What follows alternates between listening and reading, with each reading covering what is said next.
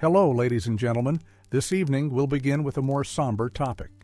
It is an era of disease, retribution, and pottage. I'm delving into the reality of existence during the Middle Ages. Dismiss the notions of castles and chivalry that Hollywood has presented to you. The stark truth is, you would likely not survive a single day. So, before you settle in, please take a moment to like the video and subscribe, but only if you find genuine value in what I create here. Also, let me know in the comments from where you are joining me and what time it is for you. I always find it fascinating to see our global audience. Now, lower the lights, perhaps switch on a fan for that gentle background hum, and let's embark on tonight's journey together. Congratulations, you have just awakened in the year 1325. The positive news is you're alive. The negative news is that so are the fleas. Your bed is a mattress of half-decayed straw, teeming with insects and hay that carries the scent of a barn floor, because 3 months prior, it was precisely that. There is no memory foam, no pillows, and certainly no Egyptian cotton sheets. You have only a wool blanket that has not been washed since the previous winter and now carries the approximate weight of a small cow due to accumulated filth. You blink your eyes open as the distant church bell chimes. It serves as the medieval equivalent of an alarm clock, only it is louder and somehow even less forgiving.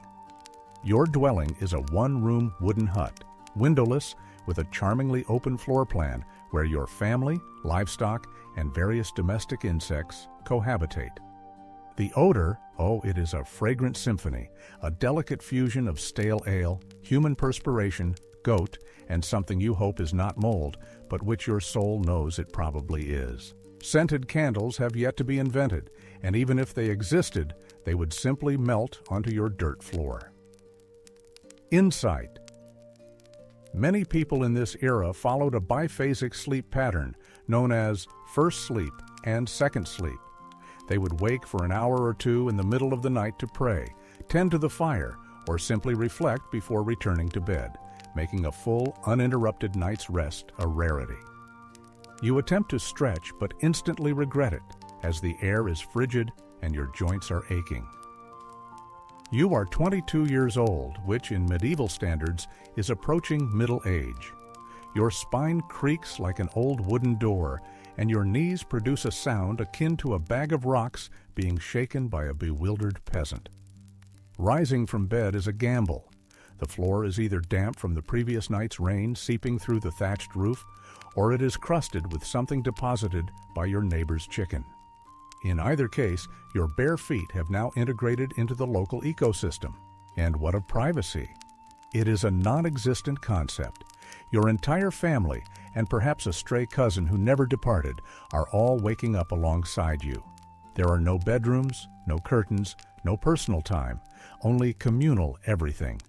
Welcome to a morning in medieval Europe, where you are never truly alone, for parasites, rodents, and 8 other individuals are your constant companions. And this is merely the beginning of your day. It will only deteriorate from here. So, you have succeeded in extricating yourself from your medieval haystack of horrors. Congratulations. Now, nature makes its demand, and it is not a polite request. It is a desperate scream. This is the moment you begin to yearn for the modern bathroom. There is no toilet, no seat, no toilet paper, no flushing mechanism, not even a slightly begrudging plunger in the corner.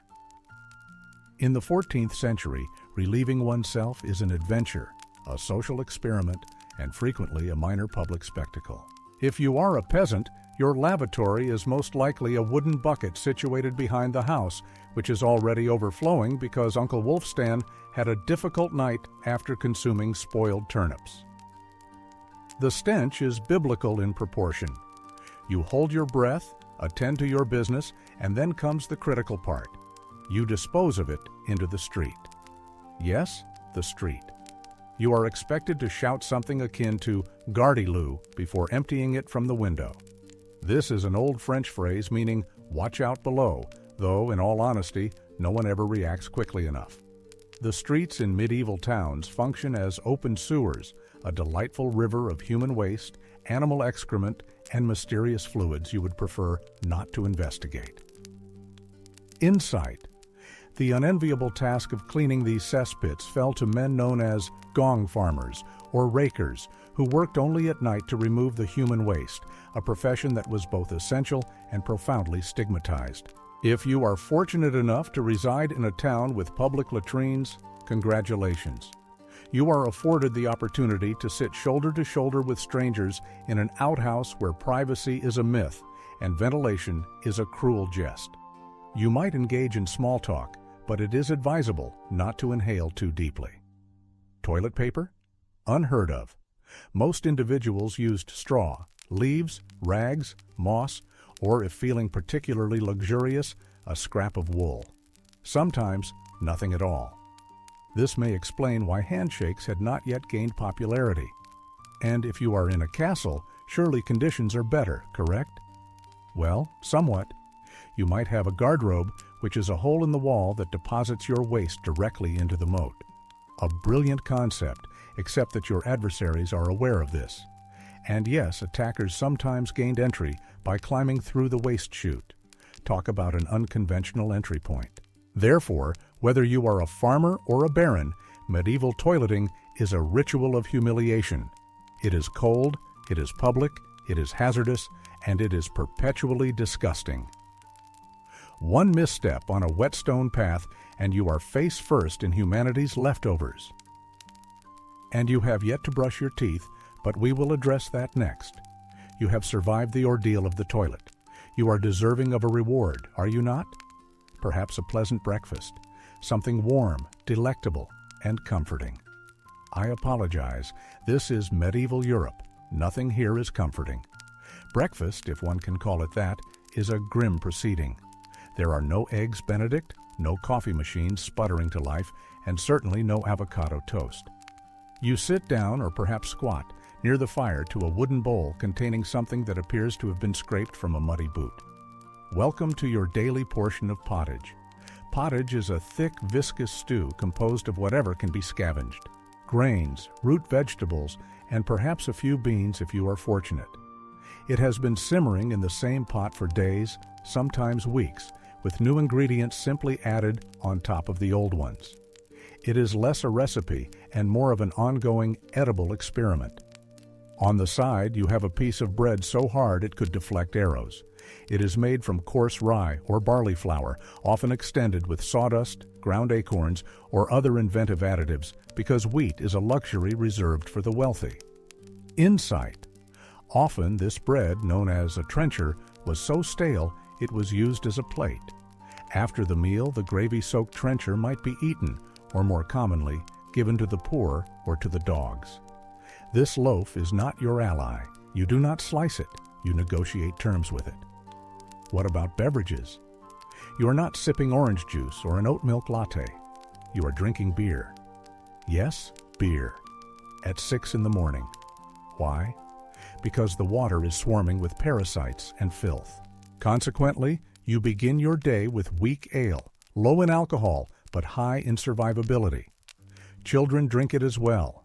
No one is pleased about it, but at least it will not kill you immediately. Do you desire some meat or cheese?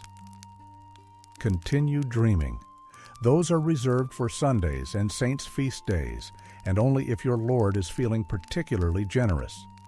Most peasants consume meat no more than a few times a year. As for fresh fruit, it is available only when in season and not already fermented into wine. And do not even consider spices unless you are royalty. A pinch of pepper costs more than your monthly wages. Salt is valuable enough to be kept under lock and key. So you chew your gritty bread, gulp your medieval beer, and try to ignore the possibility that a rat may have sampled your porridge during the night. Breakfast does not energize you. It merely happens to you. And now that you are suitably underfed, it is time to work as if your life depends on it, because it absolutely does. So, you have consumed your sorrowful medieval breakfast, and now it is time to dress. Not that it will make much difference. Your wardrobe consists of precisely one outfit. 1. It is a coarse wool tunic or linen shift that you have worn daily for months, possibly years. There is no concept of seasonal fashion. There is only wear this until it disintegrates or you develop a fungal infection. Underwear is optional.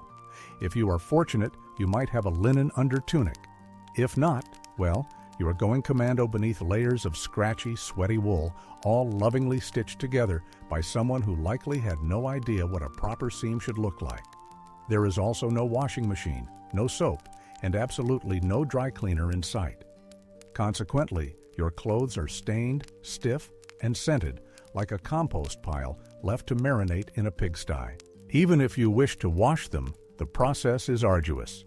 You would have to haul water from a river, or well, heat it over a fire, scrub your tunic on a board using ashes or lye, and then hang it in the sun, which appears approximately 3 days a year. And do not get me started on footwear. If you possess any, they are made of untreated leather, barely stitched together, and offer as much arch support as a banana peel.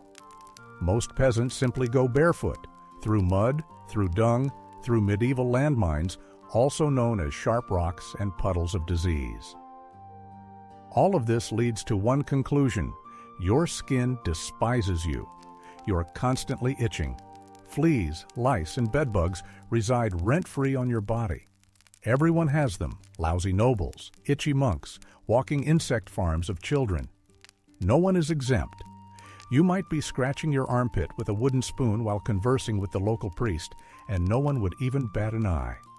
Your skin is raw from rubbing, your scalp a battlefield of bites. And if you develop a rash, well, that is unfortunate. There is no dermatologist, no hydrocortisone, no one to inform you that it is probably scabies. You simply continue to suffer, and if you are lucky enough to avoid an infection, wonderful. That rash will simply be your companion for the next 6 months, like an unwanted medieval sidekick. Now that you are attired in misery and enveloped in discomfort, it is time to head outside and begin working yourself to death. Now that you are fully attired in itches and damp wool, it is time to display that morning smile. Except you do not. Because in the Middle Ages, smiling is a perilous game, not emotionally, but dentally. There is no toothbrush, no toothpaste, no mouthwash, no floss. The concept of oral hygiene is about as popular as bathing, which is to say, not very. Some people might chew on a twig or rinse their mouths with wine or vinegar, but for the most part, your teeth are left to their own devices, and they are not faring well. Insight. For those who did attempt to clean their teeth, a common method was to rub them with a coarse cloth, sometimes dipped in a mixture of soot and salt, which was abrasive but did little to prevent decay. By the time you reach your mid-20s, your smile resembles something extracted from a haunted crypt. Cavities are rampant, gums are swollen, and those are not merely food stains on your teeth. That is decay. You have more rot in your mouth than a medieval root cellar. Sugar, while not yet ubiquitous, is becoming more common among the wealthy, imported at great expense, and primarily used in small cakes or to display affluence. If you are a noble, congratulations. You get to decay your teeth faster than the peasants. If you are poor, you will do so slowly over time with fermented bread, gritty porridge, and years of hard chewing. Toothaches? Get accustomed to them. They are like medieval weather, always present in the background. The kind of pain that makes you consider prayer, drinking, or extracting the tooth yourself with a pair of pliers. And that is not a joke. That was the actual treatment. Dentists did not truly exist, but barber surgeons did. Yes, the same individual who cuts your hair is also extracting your molars by candlelight with an iron hook and zero anesthesia. An infected tooth? I hope you enjoy fevers, because without antibiotics, it can easily lead to sepsis and kill you from a toothache. That is correct. The same issue that sends us to a pharmacy today could be your funeral in the 1300s. And there is no relief on the social front either. Kissing? Good luck. Halitosis, or bad breath, is pervasive. If you are single, you are not judged by your smile. You are judged by your land and your livestock. In short, your mouth is a battlefield, and it is losing the war. Now that your teeth are throbbing, let us head outside, because your real job, the one that will break your back, is just beginning. It is time to head to work, except there is no office, no desk, no coffee break, and no possibility of promotion. Your job, if you are like 90% of the population, is straightforward. Do not die while laboring for someone else's comfort. You are a peasant. Congratulations. This means you work the land that belongs to a lord who probably does not remember your name. You rise with the sun and cease working only when it vanishes behind the trees. Your tools consist of a wooden hoe, a rusty sickle, and whatever bones remain intact in your body. There is no weekend. There is no clocking out. There is only sunrise to sunset, 6 days a week. Sunday is a day of rest, but only if you are not harvesting, fending off raiders, or praying feverishly for your infected toe to stop turning black. Insight. Much of this work was part of the corvée system, a form of unpaid compulsory labor where peasants were required to work on the Lord's domain for a set number of days each week, in addition to farming their own small plots of land. The work is brutal. Fields are plowed by hand or with oxen, if you are affluent enough to afford one. You dig ditches, sow seeds, pull weeds, and carry water until your spine begins to resemble the letter S. No one cares if you are tired. No one is inquiring about your mental health. If you are a woman, surprise. You do not just perform field work. You also care for children, clean, cook, spin wool, feed animals, and pretend your husband's lice infestation is not slowly migrating to your side of the bed. Children begin helping around the age of 5. There is no school, no toys, just a tiny wooden rake and a dream of one day not dying from the flu. And if you are one of the few who is not a farmer, perhaps you are a blacksmith, a tanner, or a cooper. Great. You still work with fire, chemicals, or animal guts all day in poorly ventilated sheds. The pay is basically survival. The perks include occasional bleeding. Break a bone? Too bad. Get a fever, drink some warm beer, and keep going. You cannot afford to stop, not even for a day. Because if you do not work, you do not eat. And if you do not eat, well, medieval Europe has a solution for that. It is called being replaced. So you grip your shovel, ignore the blisters, and continue digging. Because in the Middle Ages, your job is not a career. It is a slow-motion endurance test. Now that your back is on fire from laboring in the fields, let's discuss the weather. Because in the Middle Ages, temperature is less about seasons and more about an ongoing punishment from the sky. Let's start with winter. There is no insulation, no central heating, and no weather stripping. Just wooden walls with gaps large enough to throw a chicken through. Your windows are covered with cloth, not glass. The fire in the hearth is nice in theory, but you lack sufficient firewood to keep it burning because wood is expensive and gathering it from the forest is sometimes illegal.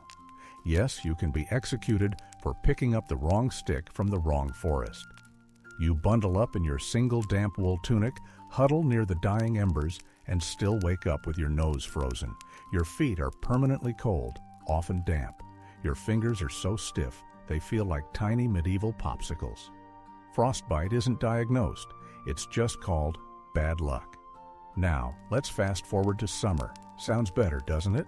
Wrong. In summer, your home transforms into a clay oven. There's no fan, no cross breeze, and absolutely no deodorant.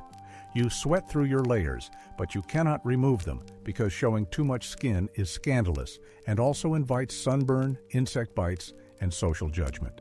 The flies are out in full force, attracted to your unwashed body and the smell of last week's goat stew that's still fermenting in the corner.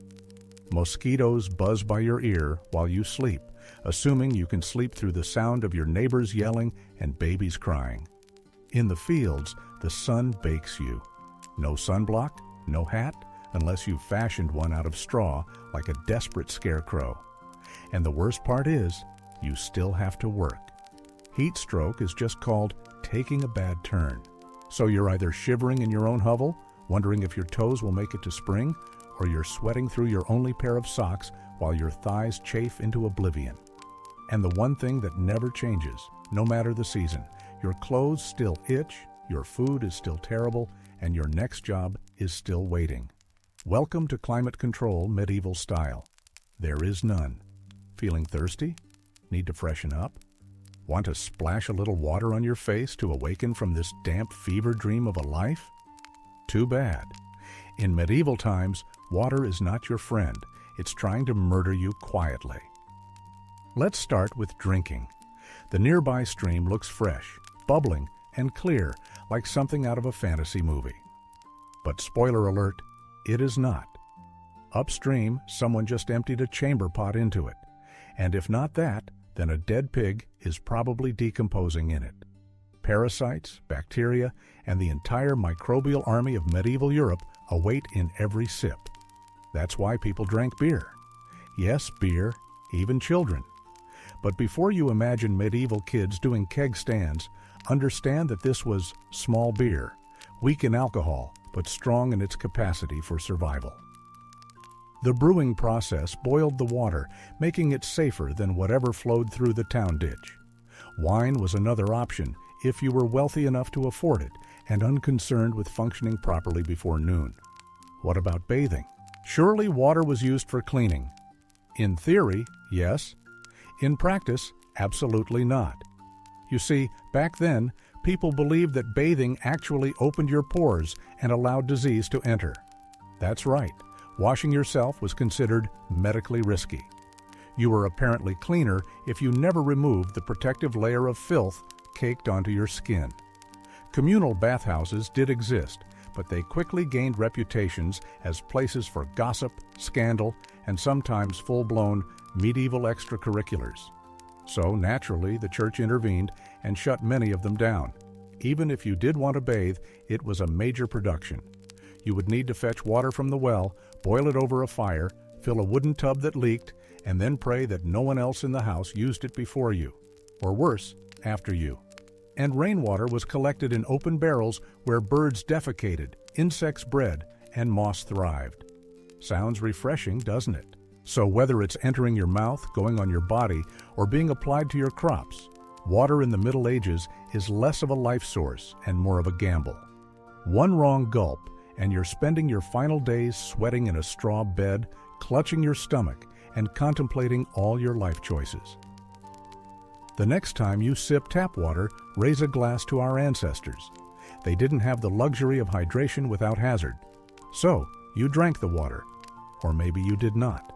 Perhaps you just stubbed your toe on a rock shaped like disappointment. Either way, you are sick. You need assistance. You need a doctor. Too bad you live in the Middle Ages, where medicine is essentially polite torture administered with a degree in theology. Let's begin with the diagnosis. Everything wrong with you, whether it's a cough, a rash, a broken bone, or the creeping plague, is caused by an imbalance in your humors. The 4 humors were blood, phlegm, yellow bile, and black bile. According to medieval science, your health depended on maintaining a balance among them, like some sort of internal soup. Do you have a fever? Too much blood. The solution? Bloodletting. That's right, let's drain your life force into a bowl using a dull blade or a hungry leech. And yes, barbers were often the ones performing this procedure. Imagine getting a haircut and a hemoglobin extraction in a single visit. 2 for 1, baby. Feeling sad or anxious? That's clearly an excess of black bile. The cure? Laxatives? Perhaps a warm herbal purge, or just prayers and a cold compress while everyone avoids eye contact with you and starts carving your coffin. Now, if you break a bone or sustain a nasty wound, you're in serious trouble. There is no anesthesia unless you count passing out from the pain. Surgery is performed with knives that haven't been cleaned since the Crusades. Tools are heated over a fire, not for sterilization, but because they simply look more intimidating that way. Antibiotics are centuries away. Germ theory has not been invented yet. They believe disease comes from bad air, miasma, or God being annoyed with your moral failings. Insight. The belief in miasma was so strong that during plagues, Doctors wore beak-like masks stuffed with aromatic herbs like mint and cloves, thinking the sweet smell would purify the foul air they breathed and protect them from illness. Got a stomach ache? It must have been your sinful thoughts. I hope you enjoy confessing while vomiting. If your condition worsens, you'll be treated with more leeches, possibly some crushed beetles, and a priest at your bedside administering last rites, just in case. At this point, they are preparing for the cure known as death. And if by some miracle you recover, everyone just assumes God took pity on you. The doctor takes full credit, and the leech gets a promotion. So yes, in the Middle Ages, medicine is less about healing and more about surviving the cure. After a long day of labor, lice, and leeches, it is finally time to eat. You shuffle back to your hovel, stomach growling, ready for the one joy left in life, a warm meal. Bad news, your meal is probably trying to kill you. Let's begin with the basics. Food preservation does not really exist. There is no refrigerator, no freezer, just salt, smoke, or the hope that the winter air will keep things fresh. Your meat, if you are lucky enough to have any, has been hanging for days, covered in flies, marinated in questionable brine, and possibly shared with a rat or two. Bread is the cornerstone of the medieval diet, but even that is not safe. During bad harvest years, desperate peasants would extend it with bark, sawdust, or even clay to make it last longer. And if it is rye season, there is a bonus. Ergot, a fungus that causes convulsions, hallucinations, and sometimes death. It is like eating bread laced with LSD and tetanus. Vegetables are available only if they are in season. And you know what is always in season? Turnips. So many turnips. Boiled, mashed, or floating in pottage, which, if you recall from an earlier chapter, is basically a hot swamp of mystery ingredients that has been simmering since your great-grandfather's funeral. Fruit might be available in the fall, but it rots quickly. Sugar is rare, expensive, and hoarded by the rich to show off their blackened teeth. Dairy is another gamble. Fresh milk spoils in hours. Butter and cheese fare better, but they are loaded with bacteria. People eat them anyway because, frankly, it is either that or chew your boot leather. And let's talk about seasoning. Spices like pepper, cinnamon, or nutmeg are worth more than gold. For the average peasant, flavor comes from onions, salt if you are lucky, and pain. Most meals taste like wet burlap sprinkled with sadness. But food is not just a health hazard, it is a political one. Game animals belong to the Lord, not you. If you are caught poaching a rabbit, you could be fined, imprisoned, or even executed. That's right, your dinner could get you hanged. So, as you sit down to eat your gray stew by the flickering firelight, remember that every bite is a risk, but you eat anyway. Because in the Middle Ages, food does not nourish, it tests you. It is evening now. You have worked, suffered, and barely digested your suspicious stew. You might think the day is winding down, but do not get too relaxed, because God is watching. So is the priest, and so is your neighbor Agnes, who will absolutely report you if you miss Mass. In medieval Europe, religion is not just a part of life. It is life. The church controls your calendar, your laws, your education, if you can read, your birth, marriage, death, and everything in between. Think of it as your spiritual landlord, and you are always behind on the rent. Every day is structured around prayer bells. The town church bell rings in the morning, at noon, and at night, not because people need reminders, but because missing a prayer is a sin. Forget to bow? Sin? Eat meat on a Friday? Sin. Think about your neighbor's wife in that one dream? Double sin. And yes, hell is very real, vividly real. Priests describe it in glorious detail. Rivers of fire, lakes of boiling blood, demons with pitchforks, and eternal wailing. If the plague does not scare you, eternal damnation definitely will. You cannot read the Bible yourself because it is written in Latin, a language reserved for monks, clergy, and that one noble kid who is too good for dirt. You rely on the church to interpret everything for you. That means if the priest says your crop failure is because you did not pray hard enough, well, it is time to kneel harder. Insight. For the illiterate masses, faith was experienced visually and orally. The stories of the Bible were told through stained glass windows, sculptures, and morality plays performed in the churchyard, making the church the center of both spiritual and cultural life. Tithes, a tenth of everything you own, are mandatory. If you grow wheat, you give wheat. If you raise chickens, you give eggs. If you have nothing, congratulations. You are spiritually bankrupt and financially doomed. Holidays are holy days, and there are dozens of them. While they offer a break from labor, they are not for fun. They are for attending Mass, fasting, confessing sins, and reminding yourself that joy is a dangerous indulgence. Questioning the church is dangerous. Heretics are burned, witches are drowned, blasphemers are flogged, and skeptics are quickly reformed. So you go through the motions. You chant, you bow, you pray that your soul, after enduring this dirt-covered life, might finally land in paradise, assuming the priest likes you.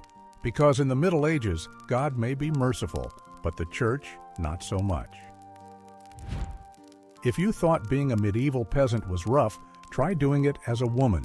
You get all the filth, famine, and fear, plus childbirth, subservience, and social invisibility. In the Middle Ages, being a woman is like playing life on hard mode with no health potions and no restart button. From birth, a girl's life path is pretty much set.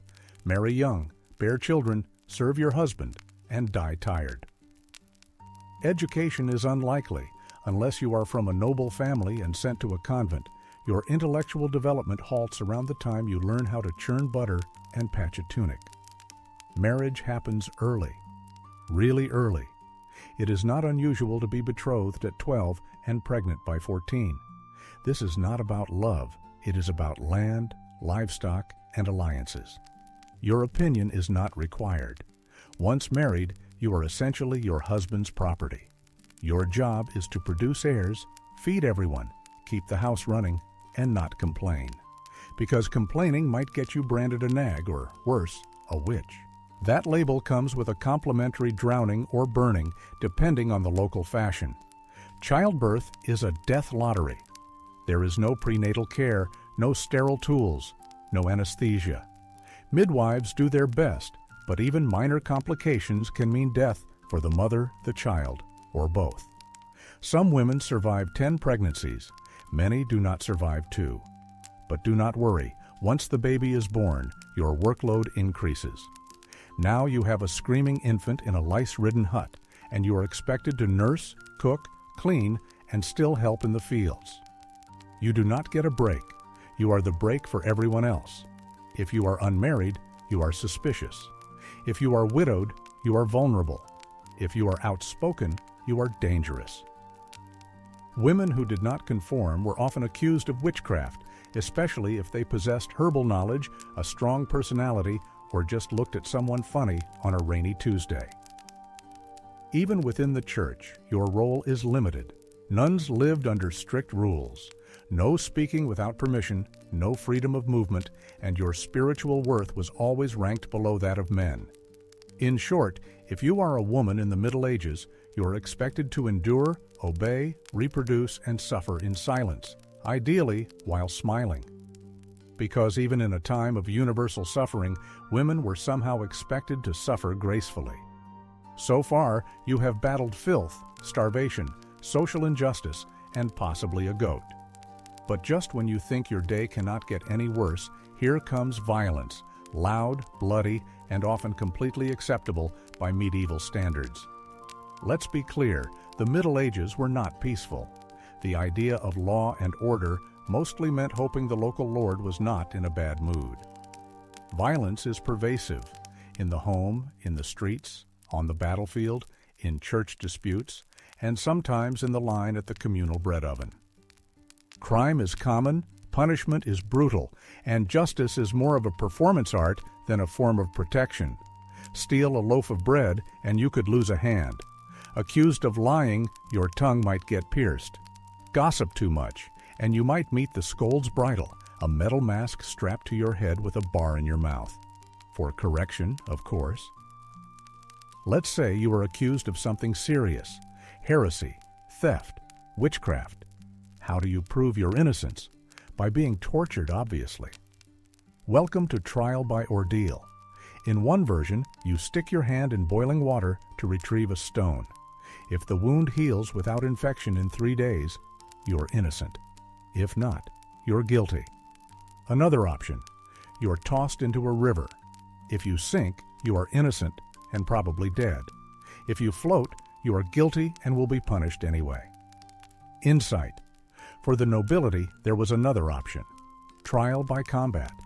Accuser and accused, or their chosen champions, would fight a duel. The winner was deemed to be favored by God, and thus innocent. It was justice as a divine spectator sport. It is like a medieval game show where the prize is survival and the host is actively rooting against you. And if you are sentenced to death, that is a public event. Executions, hangings, beheadings, burnings are performed in front of cheering crowds. Sometimes people bring snacks. It is the medieval equivalent of cable TV. Domestic violence is completely normal.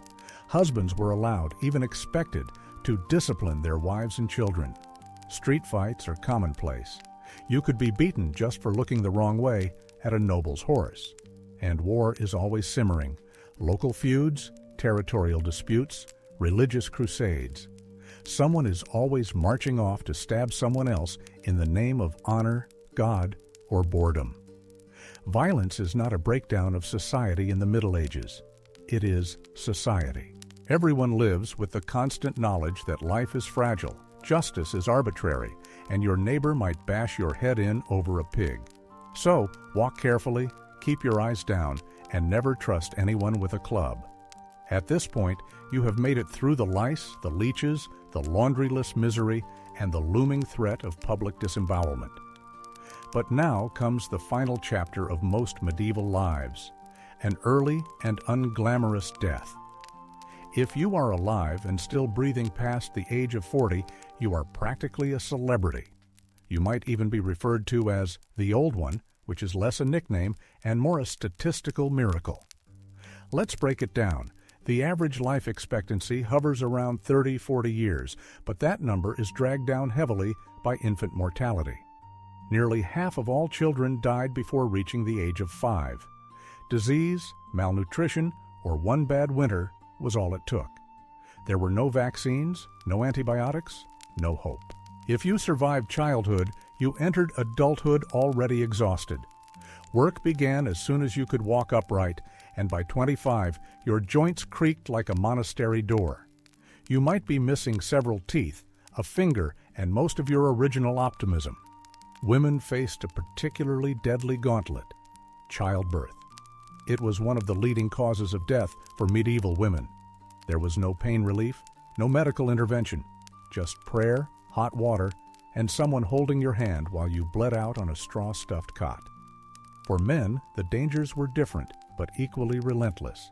Farming accidents, infections from minor wounds, a neighbor's drunken rage, a crusade gone sideways.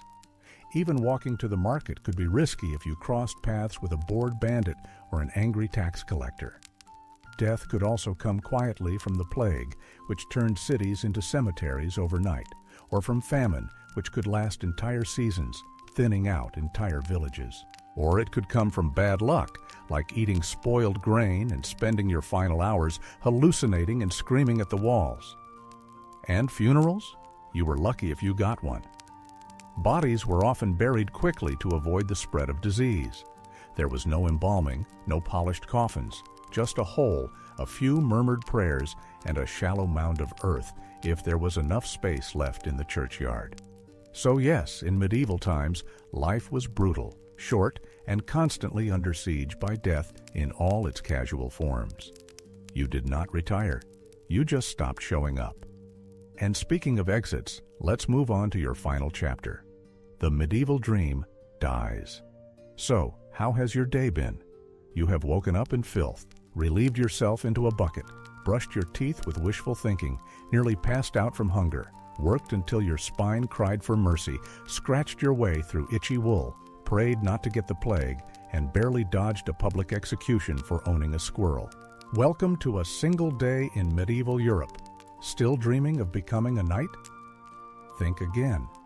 That romanticized version of the Middle Ages, with gallant swordsmen, noble ladies in towers, heroic battles, and feasts in candlelit great halls, is a myth polished by fairy tales and fantasy books. In truth, the medieval world was gritty, cruel, and profoundly unfair. Hierarchy was everything. If you were born poor, you stayed poor. If you were born rich, congratulations. You had a better chance of surviving, but you were still one bad soup, away from dysentery and a hasty burial. Even the nobles were not immune to misery. Castles were drafty stone refrigerators filled with fleas, smoke, and politically motivated marriages. Sure, you had a fur cloak and a goblet of wine, but you also had a 50% chance of dying in a skirmish or from an infected splinter. Not exactly a life of luxury. The simpler times were not simple. They were relentless. Everything took longer. Everything hurt more. Everything, from childbirth to chewing, came with consequences. Life was about survival, not leisure. And if you did find a quiet moment to think, to dream, to imagine something better, there was not much you could do with it. There was no upward mobility, no modern medicine, no internet to Google, "What's this weird rash?" You lived, suffered, worked, and died within a 10-mile radius of where you were born. But here is the wildest part. Through all of this, people still laughed, sang songs, told stories, fell in love, and found meaning.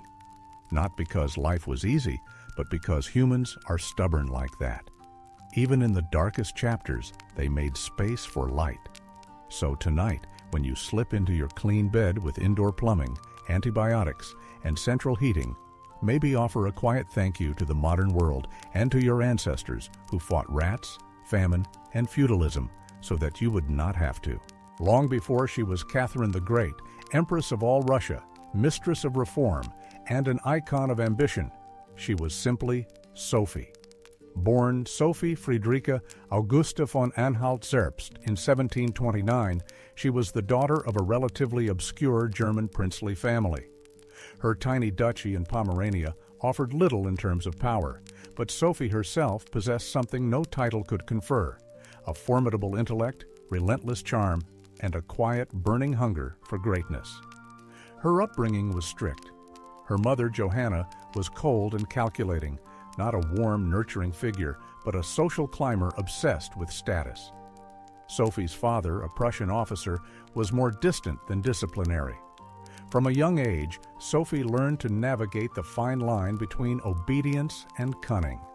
She read voraciously, spoke multiple languages, and learned to observe a room before speaking in it, skills that would soon become essential survival tools in one of Europe's most brutal courts. When the Russian Empress Elizabeth Petrovna began searching for a wife for her heir, Grand Duke Peter, she looked beyond Russia's borders. Peter himself was of German descent, and Empress Elizabeth believed a foreign bride, pliable and grateful, would be easier to control. Sophie fit the bill perfectly: noble blood, a Lutheran faith, which she would be forced to abandon, and a reputation for both grace and humility. At just 14 years old, Sophie was summoned to Russia. She arrived in the freezing capital of St. Petersburg in 1744, clad in thin German fabrics and wearing a diplomatic smile.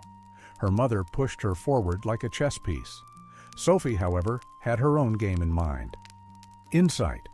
A lifelong bibliophile, Sophie arrived in Russia with a collection of books that was quite substantial for a young woman of her station, signaling her intellectual curiosity from the very beginning. To become acceptable in Russian society, she converted to Orthodoxy, taking the name Yekaterina Alexeyevna, or Catherine. The ceremony was public, symbolic, and life-altering. She was not just changing religions, she was burning the bridge behind her, stepping into a foreign empire with no way back. No one watching that quiet teenage girl in a fur-trimmed coat could have predicted what would follow: betrayal, revolution, enlightenment, and empire. But from the moment Sophie set foot in the Russian court, she ceased being a pawn and began planning how to become a queen. Catherine's marriage to Grand Duke Peter was intended to secure her position in Russian royalty, but from the very beginning, it felt more like a cage than a crown. Peter, heir to the Russian throne, was not the dashing prince of fairy tales. Awkward, immature, and obsessed with his toy soldiers, he was far more interested in playing war games in his chambers than in governing an empire or showing affection to his new wife. Some accounts even suggest he refused to consummate the marriage for years. He idolized Frederick the Great of Prussia and resented the Russian court that had embraced him. In contrast, Catherine embraced Russia with fierce determination. She learned the language, studied its history, and memorized Orthodox rituals. She wanted to belong. Peter wanted to escape. This mismatch was not just emotional, it was political. The Russian court was a viper's nest of gossip, paranoia, and brutal power games. Empress Elizabeth still ruled with absolute authority, but her health was in decline. Everyone knew a transition was coming, and everyone had an agenda. Catherine was watched constantly. Her letters were read, her friendships monitored, and her every move scrutinized. She could not trust her husband, her mother, who was still whispering in her ear on behalf of foreign interests, or even her servants. In this world, alliances could turn into accusations overnight. But Catherine was no fool. She learned to play the court's games quietly, cultivating allies in the shadows. She charmed military officers, befriended scholars, and developed a reputation for dignity and restraint, a stark contrast to her husband's childish tantrums and open contempt for Russian traditions. Behind closed doors, Catherine began devouring the works of Enlightenment thinkers like Voltaire and Montesquieu. While others saw her as a young consort, she was building a vision, not just for herself, but for Russia, a nation of strength, education, and reason. But one problem remained. The longer Peter lived, the longer Catherine remained in limbo, a powerless wife to a man unfit to rule. So she waited, observed, and planned. She knew the Russian throne would not simply be inherited, it would have to be taken. In 1762, after nearly 2 decades of waiting, watching, and quietly maneuvering, Catherine saw her moment and orchestrated it with chilling efficiency. Empress Elizabeth had died, and Peter, now Peter III, was finally Tsar. But his reign began to unravel almost immediately. In just a few short months, Peter alienated the church, offended the nobility, insulted the army, and lavished praise on Prussia, Russia's longtime enemy. He reversed key policies, humiliated the clergy, and spoke openly of divorcing Catherine to marry his mistress. The court, already wary of his erratic behavior, turned cold. The army, filled with generals loyal to Catherine, grumbled in the corridors. In sight, a critical misstep was Peter's attempt to force the prestigious Preobrazhensky Guard to adopt Prussian-style uniforms and drills, an act they viewed as a profound national insult and a key factor in their decision to support Catherine. Even ordinary Russians, devout and patriotic, saw Peter as a foreign puppet who mocked their traditions. Catherine, watching all of this unfold, made her move. In July of that same year, while Peter was away at his summer palace, Catherine launched a bloodless coup d'etat. Supported by key military officers, including her lover, Grigory Orlov, and his influential brothers, she rode through St. Petersburg in full regalia, was proclaimed Empress Catherine II, and won the allegiance of the powerful Imperial Guard. Peter, caught off guard and without allies, surrendered within days. He was taken into custody and, shortly thereafter, was found dead under mysterious circumstances. Officially, the cause was reported as a hemorrhoidal colic. Unofficially, it was murder. Catherine was now empress, not by birth, not by marriage, but by will, wit, and audacity. It was unprecedented. A foreign-born woman with no legitimate claim had seized the Russian throne without a single battle. But her real challenge was just beginning. She had to transform that bold grab for power into a lasting legacy. Would Russia accept her? Would the nobility respect her? Could she hold the empire together without falling victim to the same fate as her husband? Catherine understood that power gained through intrigue could be lost just as easily. She needed to rule not as a schemer, but as a visionary. And so began her transformation from a careful conspirator to a reforming empress, one who would redraw borders, embrace the Enlightenment, and redefine what it meant to be a woman in power. Once Catherine possessed the crown, she could have rested on her power, but she did not. She had something greater in mind than simply occupying a throne. She wanted to transform Russia, and not just militarily or politically, but intellectually.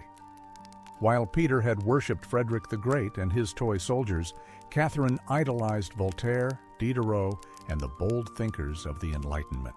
She believed in reason, progress, education, and the role of a monarch as a servant of the people, even if she herself ruled with absolute authority. Catherine did not just read Enlightenment philosophy, she lived it. She corresponded directly with Voltaire for over 15 years, flattering him while defending her autocracy. She invited Diderot to her court and even purchased his entire library to support him financially. Behind closed doors, she pored over legal texts, debated reforms, and crafted policies to modernize the empire. Her early reign was marked by efforts to codify Russian law. She formed the Legislative Commission in 1767, an ambitious project intended to rewrite the entire legal code of Russia.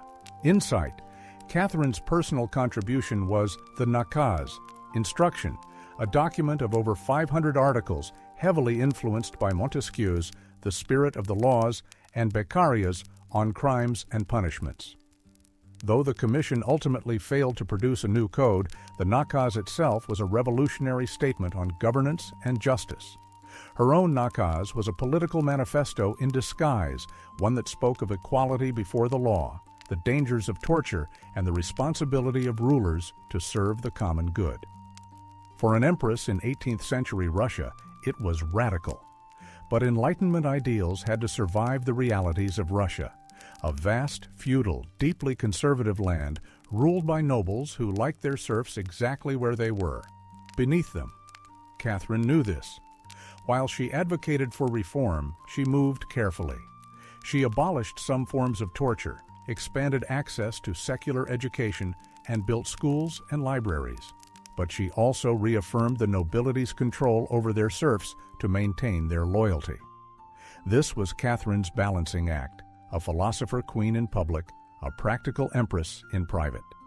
She walked a tightrope between ideology and survival, between the shining salons of Paris and the gritty politics of Moscow. Her vision for Russia was bold, but always calculated. In many ways, Catherine was not trying to make Russia European. She was trying to make Russia modern, on her own terms. And that meant reform, yes, but with an iron hand in a velvet glove. Catherine was not content with reforming Russia from within. She wanted to expand it outward, to make it an empire worthy of fear, admiration, and envy. Where Peter the Great had opened a window to the west, Catherine aimed to knock down the walls. Under her leadership, Russia's borders stretched wider than ever before. She waged wars not just to defend her crown, but to reshape the map of Europe. One of her most significant campaigns was against the Ottoman Empire. These wars, fought in waves throughout the 1760s and 1770s, were not just about territory, they were about influence. Catherine saw herself as the liberator of Orthodox Christians living under Muslim rule, and as the rightful protector of Eastern Europe. Under generals like Alexander Suvorov and Grigory Potemkin, Russia captured key regions, including Crimea, the northern coast of the Black Sea, and access to warm water ports, something Russian czars had coveted for generations. These victories were not just military, they were symbolic. With each conquest, Catherine sent a message. Russia was no longer the distant backward cousin of Europe. It was a continental force. She also turned her gaze westward.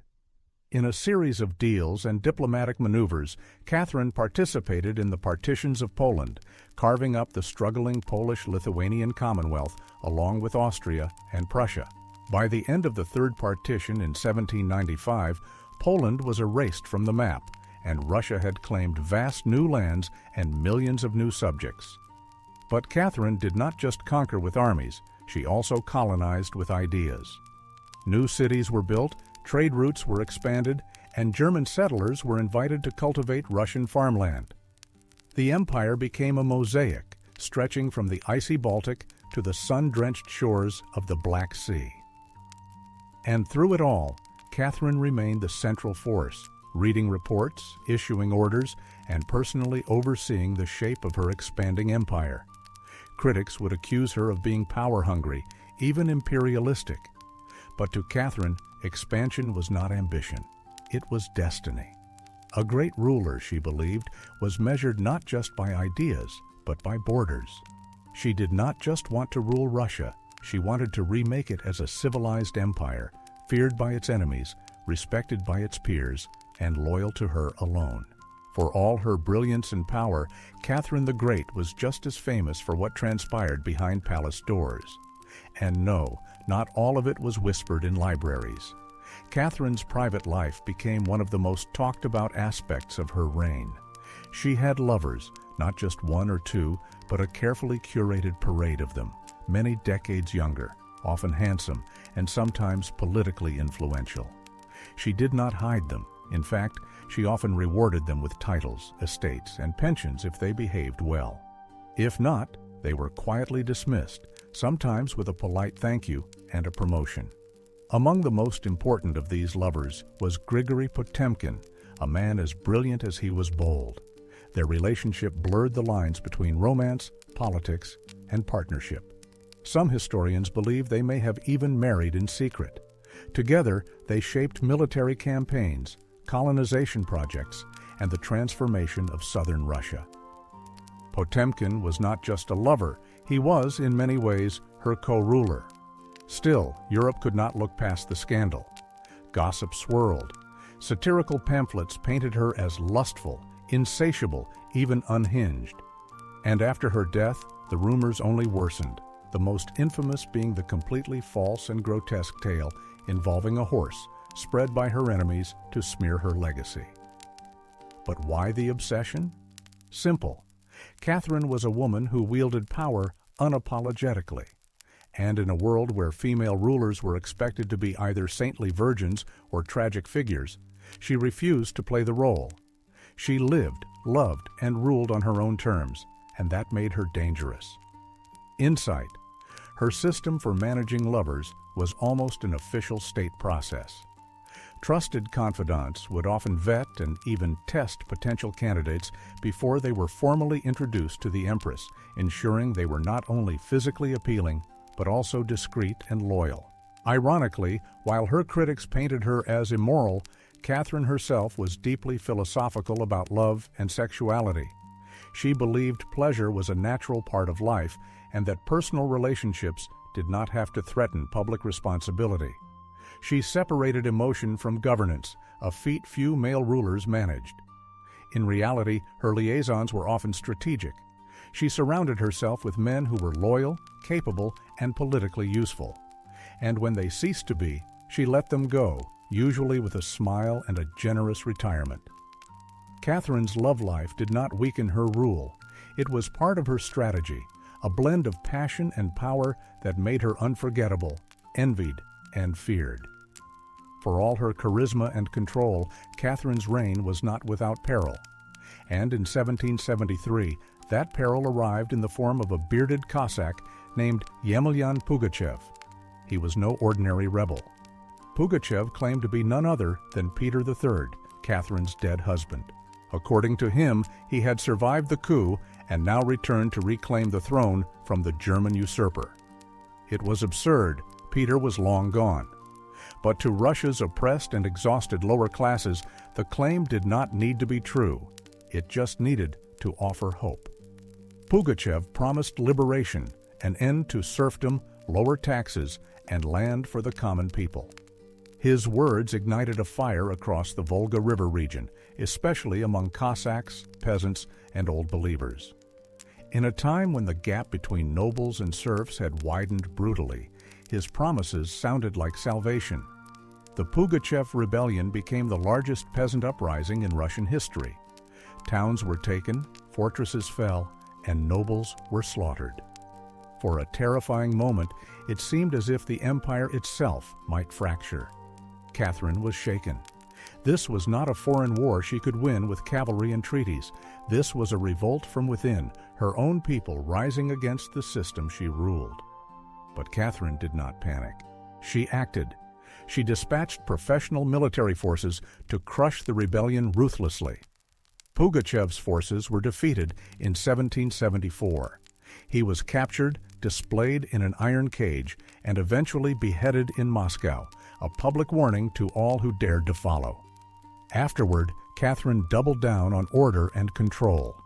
Her dreams of liberating the serfs quietly faded into silence. The rebellion had shown her the limits of enlightenment in a country still shackled by feudalism. She now leaned harder on the nobility, who offered loyalty in exchange for absolute control over their serfs. This was a turning point.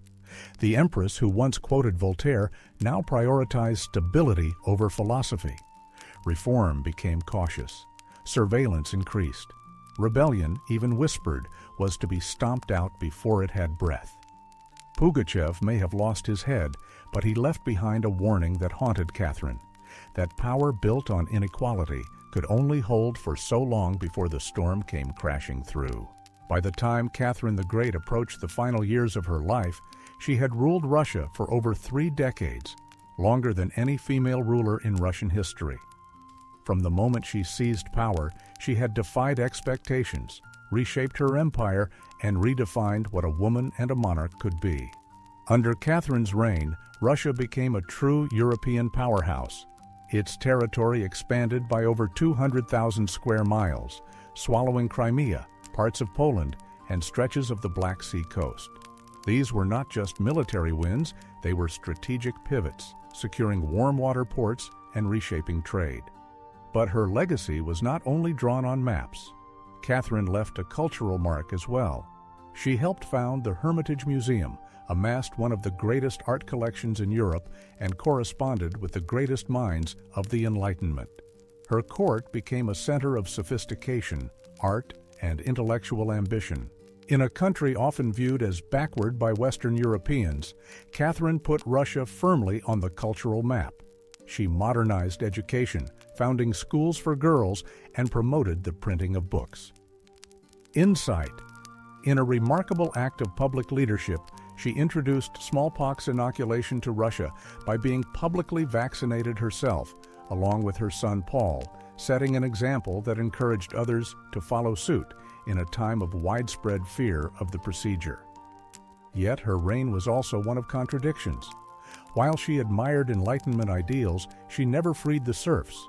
In fact, she extended serfdom deeper into Russia's territories. Her reforms, while impressive, remained mostly top-down, designed to polish the empire without truly transforming its foundations. Still, Catherine's rule brought stability and ambition.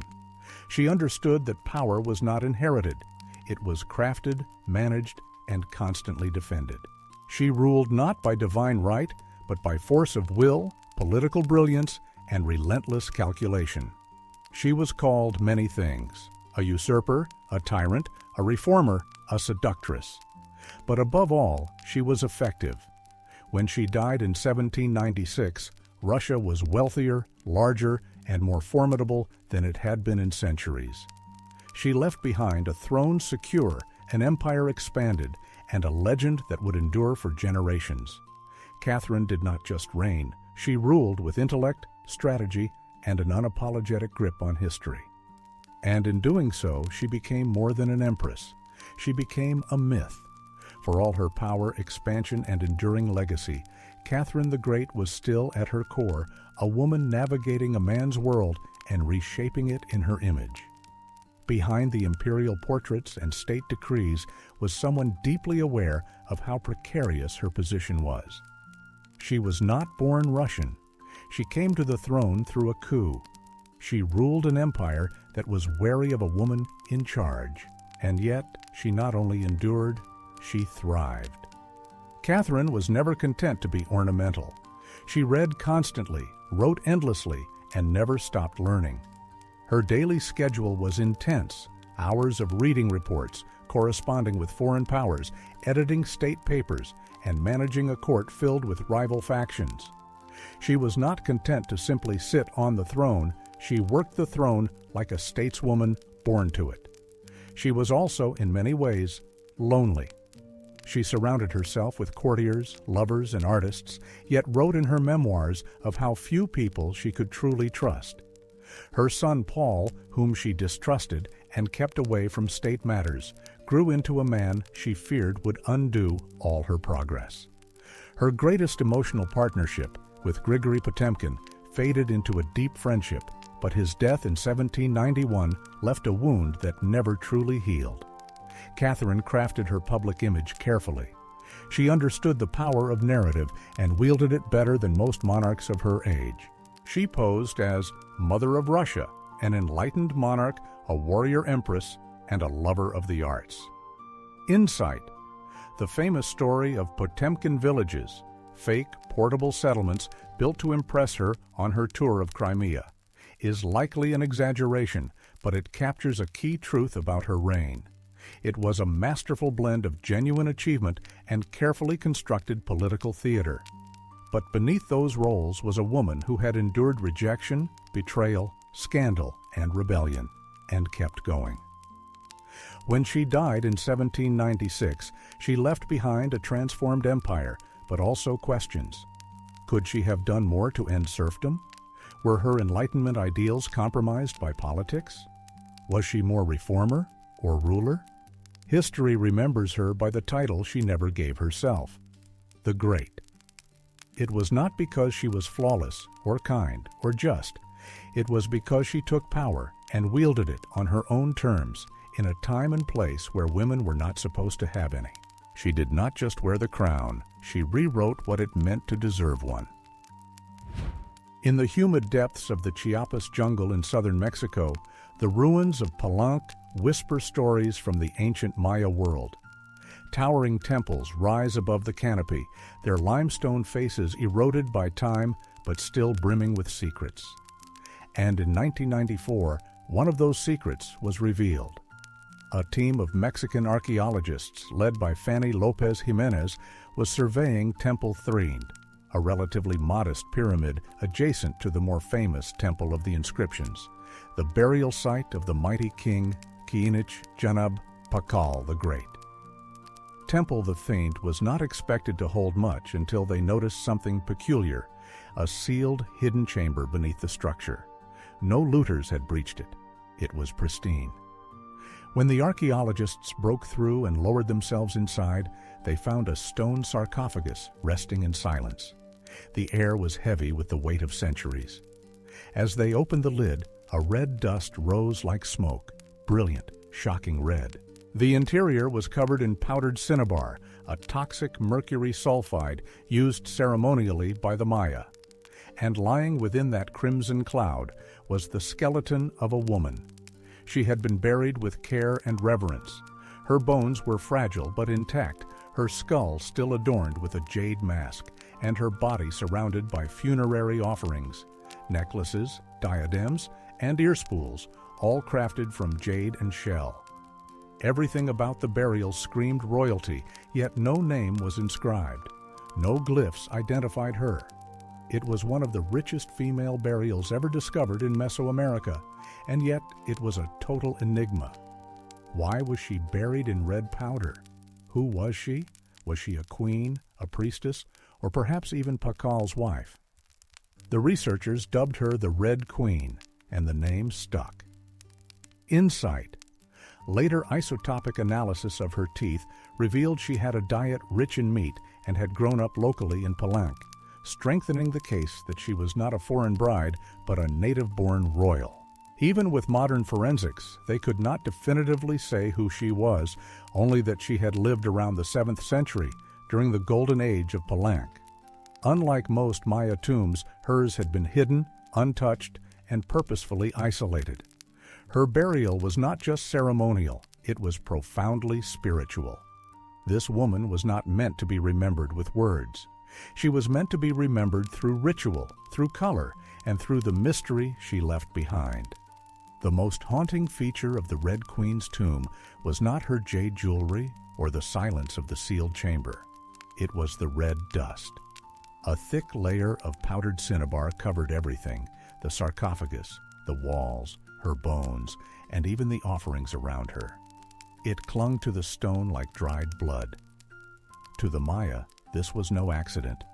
Cinnabar, made from crushed mercury sulfide, was one of the most sacred and dangerous substances in the ancient world. Its vibrant red color was not just visually striking, it symbolized blood, rebirth, and the life force that connected the human and divine realms. Red was sacred. It was the color of the sunrise, of sacrifice, of life emerging from death. Insight. The Maya associated the color red with the east, the direction of the rising sun. By encasing the dead in red cinnabar, they were symbolically aligning the deceased with the daily cycle of solar rebirth, ensuring their passage into the afterlife. And it was not just symbolic, it was spiritually potent. Covering the dead in cinnabar was a ritual intended to transform the body, preserving it not for eternity, but for transition. In Maya belief, death was not the end. It was a passage, a crossing into another cosmic layer. And so the Red Queen, whoever she was being prepared not just for burial, but for deification. But there is another layer to this. Cinnabar is toxic. Repeated exposure can lead to mercury poisoning, causing tremors, hallucinations, and even death. The Maya likely did not understand the chemistry, but they felt its potency. It was volatile, powerful, and dangerous. To bathe a corpse in it was to declare that this person was no ordinary mortal. In Palenque, very few were buried with cinnabar. Pakal the Great, the mighty king whose pyramid dominates the site, was one. His body, like hers, was also saturated in the red powder. That detail alone fueled speculation. Was the Red Queen his wife, his mother, or someone of equal divine status? Her skull had been placed on a layer of jaguar skin, another sacred symbol. Around her, bone needles, obsidian blades, and miniature jade figurines hinted at rituals performed either during her life or in her honor at death. Every part of her burial told a story without words, a story of power cloaked in secrecy, of a woman prepared to cross into the underworld, not in silence, but in a blaze of ceremonial color. Surrounding the Red Queen's crimson-drenched remains was a world of silence, broken only by the gleam of jade, shell, and obsidian. These were not mere ornaments, they were offerings, each one carefully chosen to accompany her on the journey to the Maya afterlife, the Xibalba. At her sides were jade necklaces, heavy and cold, their polished surfaces still radiant after 1,300 years underground. Jade was not just beautiful, it was sacred. The Maya considered it a symbol of eternal life. It represented the green of maize, the vitality of the jungle, and the breath of the gods. Only the elite were buried with jade. For the Red Queen, it covered her chest, wrists, and ears, a clear sign that in life she wielded influence, perhaps even divine favor.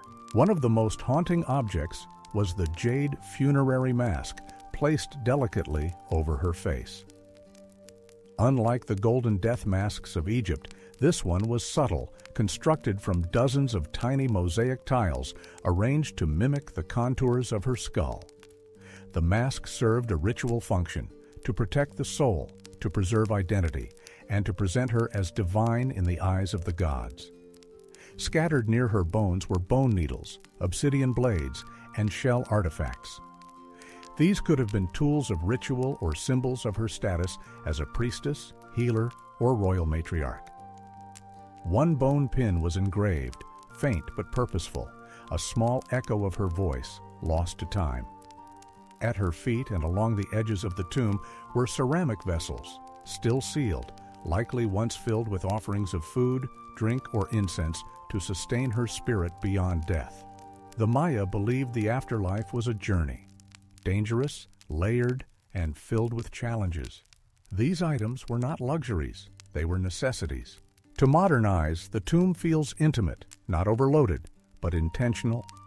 There was no gold, no chariots, no pomp, just items chosen for their spiritual weight. It was a map for the soul. Through these treasures, we glimpse how the Maya understood death, not as finality, but as a transition of power. The Red Queen was not buried to be forgotten. She was being prepared to ascend. For all the grandeur of her tomb, the Red Queen left behind one haunting void. No name, no inscriptions adorned her sarcophagus. No glyphs on the walls identified her. She was clearly someone powerful, but who?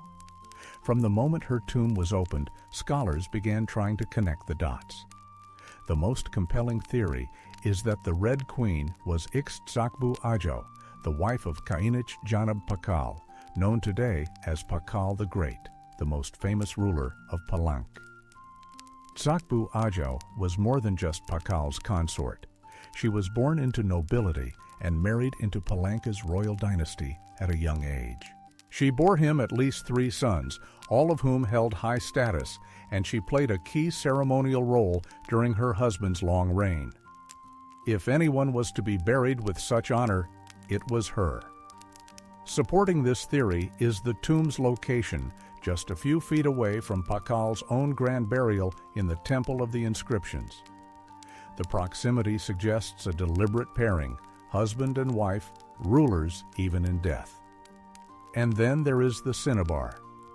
Only 2 burials in Palank have been found with such intense cinnabar coverage, Pakal's and the Red Queen's. It is highly unlikely this was a coincidence. But here is where the mystery deepens. DNA tests were conducted on both sets of remains in hopes of confirming a connection. The results were inconclusive. The woman's bones showed no direct maternal link to Pakal's sons, but that did not rule out a spousal relationship. After all, marriage does not require shared blood. Some have argued she could have been Lady Sakuk, Pakal's powerful mother who ruled Palank before he came of age. Others suggest she may have been a high priestess, a sister, or a royal ancestor whose name has simply been lost to history's erosion. Still, the evidence points most strongly to Tzakbu Ajao, a queen by title, a mother of kings, and a spiritual counterpart to Pakal. The lack of a name may not be an oversight. It may have been intentional. In Maya cosmology, the soul lived on not through monuments, but through ritual, symbol, and the whispers of the earth. And so the Red Queen remains suspended between legend and truth, a woman who ruled, remembered not in stone, but in scarlet and silence. To understand the Red Queen, we must understand the world she came from, a world where Maya women, especially royal ones, held more influence than many realize. In Maya civilization, politics was often a family affair. Royal women were not merely passive consorts, they were diplomats, priestesses, and power brokers. They conducted rituals, sponsored temples, and played crucial roles in maintaining dynastic legitimacy. Their bloodlines were political capital, used to forge alliances and secure claims to the throne. Take Lady Sakuk, for example, the mother of Pakal the Great. When the throne of Palank was left vacant, she took power herself and ruled as queen regent until her son came of age. She was not a placeholder.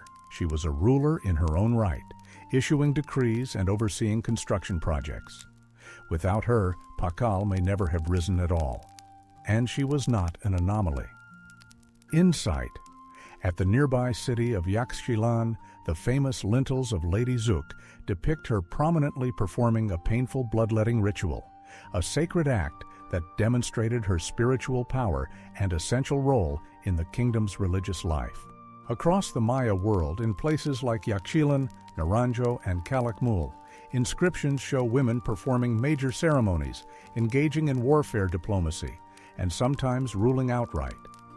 They were often portrayed on stelae and murals, dressed in elaborate headdresses and regalia, standing beside kings as equals, or sometimes above them. Their words were carved in glyphs, their names remembered, until they were not. By the time Spanish conquistadors arrived centuries later, much of that memory had eroded. The colonial lens saw native women as silent figures in a male-dominated world. But archaeology tells a different story, one of complex gender roles where power was negotiated, not simply inherited. This context casts the Red Queen in a new light. She may not have ruled in name, but her burial, rich, sacred, and positioned beside Pakal, suggests she was a central pillar in the royal order. Her jade mask was not just decoration, it was a symbol of identity, of power held in life and protected in death. Her bloodline may have been the very glue that held Palank's dynasty together. In Maya civilization, a queen was not just a queen. She was a keeper of sacred lineage, a voice in ceremony, and often the bridge between gods and men. The Red Queen may be nameless, but in her world, she was never voiceless. The Red Queen was not just buried with treasures. She was buried in architecture rich with purpose, layered with Maya cosmology, ritual symbolism, and intentional design. Her tomb was not merely a grave, it was a gateway to eternity. Her body was discovered inside Temple 13, one of the smaller pyramids within the heart of Palank. Yet its proximity to the Temple of the Inscriptions, the resting place of Pakal the Great, is telling. These temples were not built randomly. Their positioning was sacred, guided by astronomy, myth, and dynastic legacy. Temple Theith rises modestly compared to its grand neighbor, but it hides something even more intimate, a sealed crypt untouched by looters, perfectly preserved. It was constructed deep within the temple's core, accessible only by a steep, narrow staircase. The descent into her tomb feels almost symbolic, a ritual journey downward into the underworld. The chamber itself is stark, made of cut stone, sealed tightly for over 1,300 years. No glyphs or murals cover the walls. No ornate carvings tell her story. But perhaps that silence is intentional. This was a space not for the living to interpret, but for the dead to transform. At the center, her sarcophagus sits like an altar, crafted from limestone. It echoes the grand stone coffin of Pakal next door. While Pakal's lid is famously engraved with scenes of cosmic rebirth, the Red Queen's tomb is more subdued. The focus is inward, on the body, on the cinnabar, on the ritual of death itself. And yet, there are subtle architectural cues that hint at meaning. The tomb is aligned east to west, a symbolic path mirroring the sun's journey from life to death. The chamber is small but powerful. It feels deliberate, personal, a sacred enclosure for someone revered. Maya temples were cosmological tools, bridges between the heavens, the earth, and the underworld. To be buried in one was to be elevated beyond the human realm. The Red Queen's eternal home was not an afterthought. It was a carefully constructed shrine, a place where death became transformation. Her bones rest in stone, her essence in cinnabar, and her legacy in the architecture itself, a temple that speaks without words, telling us she mattered. To the ancient Maya, death was not the end. It was a threshold, a sacred passage into the underworld known as Xibalba. And for someone like the Red Queen, this crossing was not only spiritual, it was political, cosmological, and deeply ritualized. Burial rituals were carefully choreographed events, rooted in myth and meant to guide the soul through the treacherous layers of the underworld. Maya texts and iconography tell us that Xibalba was no peaceful afterlife. It was a maze of darkness, rivers of blood, trials, and gods of death. Only those properly buried, ritually prepared, and spiritually equipped could make the journey successfully. The Red Queen was buried wrapped in cinnabar, encased in stone, and surrounded by offerings, all signs of an elite burial.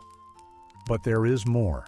The presence of bone needles and obsidian blades in her tomb hints at auto-sacrifice rituals, possibly symbolic tools representing rites she had performed in life or that were reenacted at her burial to empower her spirit. Her funerary mask, carefully assembled from jade tiles, was not simply decorative. It may have served as a spiritual vessel, preserving her face and identity as she journeyed into the afterlife. In Maya belief, the face was a mirror of the soul, and the soul needed to be recognized by the gods. The ceramic vessels surrounding her may have once held cacao, maize, water, or even pulque to nourish her in the next world. Other items, like stingray spines or shell trumpets, could have represented spiritual tools, calls to the gods or tokens of ritual communication. Burial was not just a goodbye, it was a transformation. The Maya believed in cycles, death as a seed, burial as a planting, and the afterlife as a rebirth. Kings and queens were often seen as earthly incarnations of gods, and in death they returned to those divine origins. The Red Queen, covered in the color of blood, entombed in a pyramid and honored with offerings, was being prepared for rebirth, not as a mortal, but as a being tied to the sacred order of the cosmos. Her burial was not the end of her story.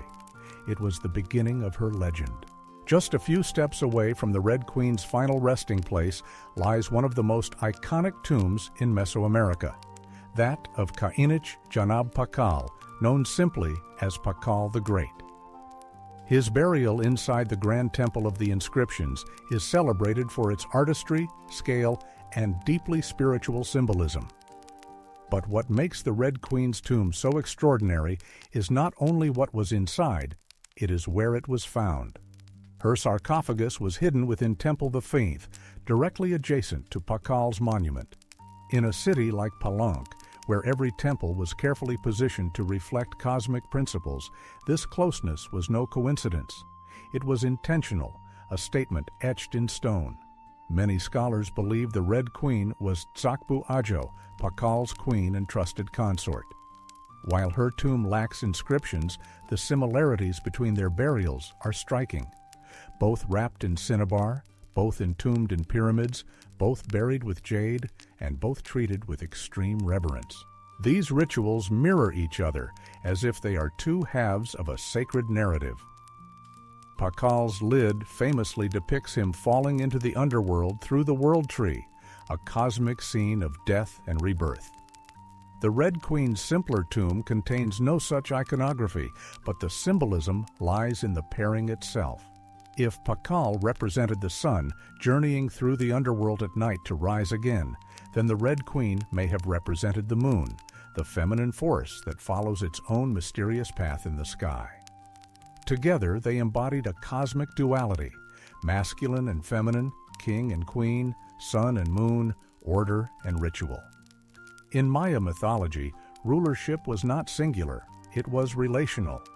Harmony in the cosmos required balance, and that balance extended into the dynastic court. By placing the Red Queen beside Pakal, the Maya were preserving not just a marriage, but a cosmic partnership. Their proximity in death may have mirrored their roles in life. A queen not behind, but beside her king, sharing not just a throne, but a legacy. In their tombs, they speak without words. Two souls, wrapped in cinnabar and stone, joined across eternity in one of history's most sacred silences. Though her name was lost to time, the Red Queen of Palenque endures not as a forgotten relic, but as one of the most enigmatic and powerful women of the ancient world. Her tomb, sealed for over 1,300 years, now whispers across centuries, inviting questions that echo louder with every discovery. She represents a mystery that still resists full understanding. We may never know exactly who she was. No glyph carved her name, no stela told her story. And yet, the care in her burial, the richness of her offerings, the symbolism of her crimson-drenched bones all speak of a woman profoundly important, not merely as a wife or consort, but as someone who held real influence, spiritual weight, and royal blood. Today, the Red Queen forces us to reevaluate our assumptions. She is a reminder that in the ancient Maya world, women were not silent. They led rituals, governed cities, and shaped dynasties. While kings like Pakal have long taken the spotlight, the Red Queen's reemergence reminds us that power did not belong to men alone. It flowed through mothers, queens, priestesses, and visionaries. Her legacy is more than the treasures she left behind. It is the conversation she has started among archaeologists, historians, artists, and storytellers. Every jade bead, every layer of cinnabar, every architectural choice in Temple 13th tells us something deliberate. This woman mattered, and perhaps that is the most extraordinary part of her story. Not what we know, but what we still do not. The Red Queen teaches us that history is not just a collection of facts. It is a living puzzle, a shared human longing to connect with the past. In that sense, her legacy is still unfolding. She lies wrapped in red, the color of life and sacrifice, of blood and rebirth.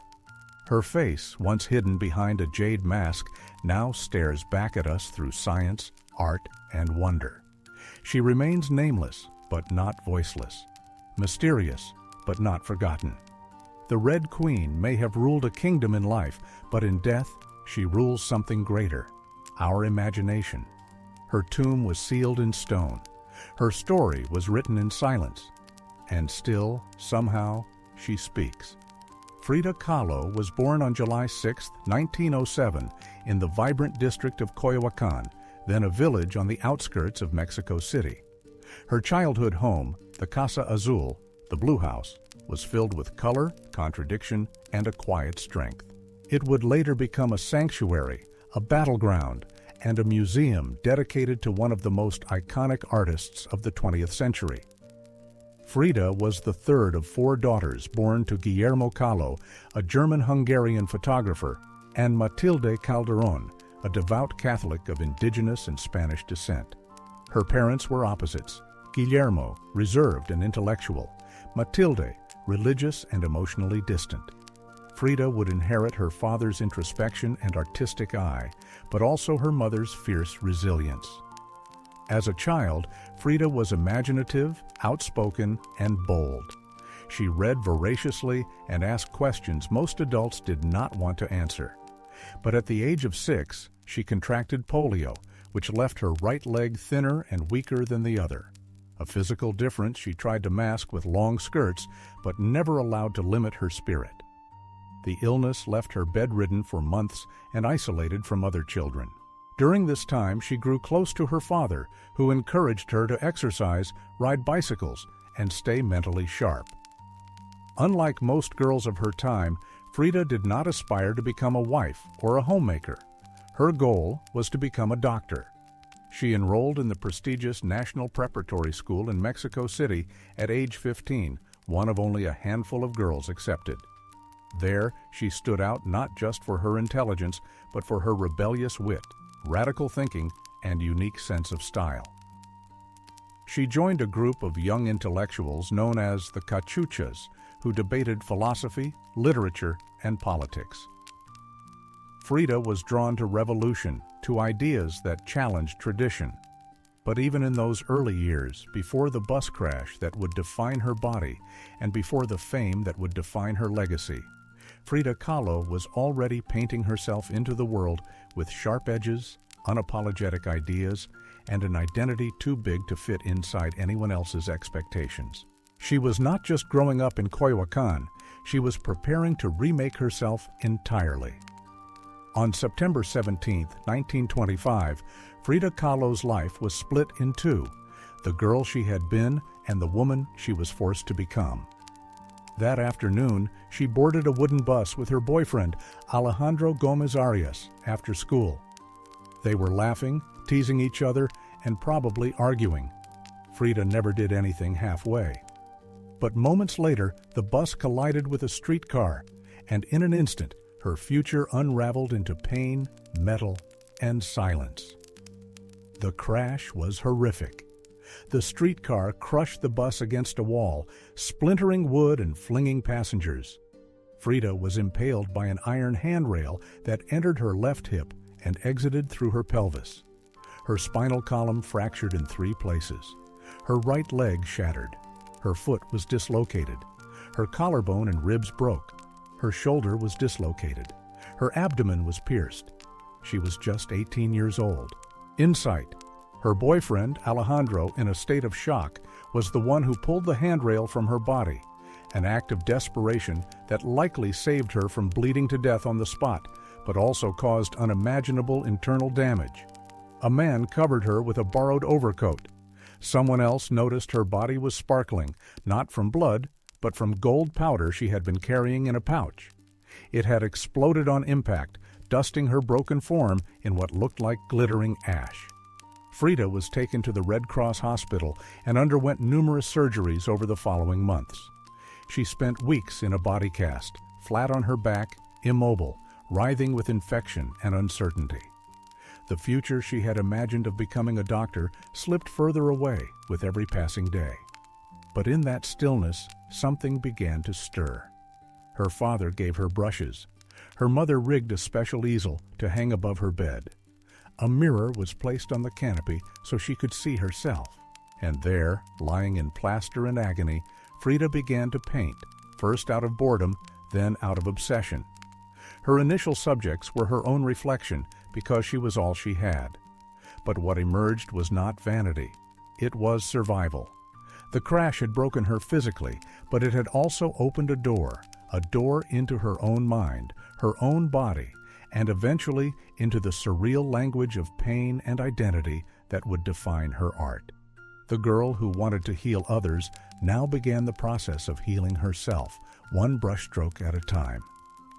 As Frida Kahlo lay encased in plaster and steel, her body fighting itself with every breath, she began to paint. What started as a form of therapy soon became a language, and that language was deeply personal, brutally honest, and often hard to look at, which was precisely the point. Frida did not paint pretty flowers or polite landscapes. She painted pain, her pain, physical, emotional, and existential.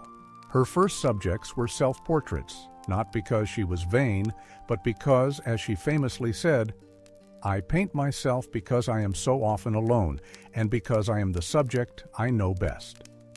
Her early works were small in scale, painted on tin or wood panels inspired by Mexican retablos, devotional paintings meant to tell stories of suffering and miracles.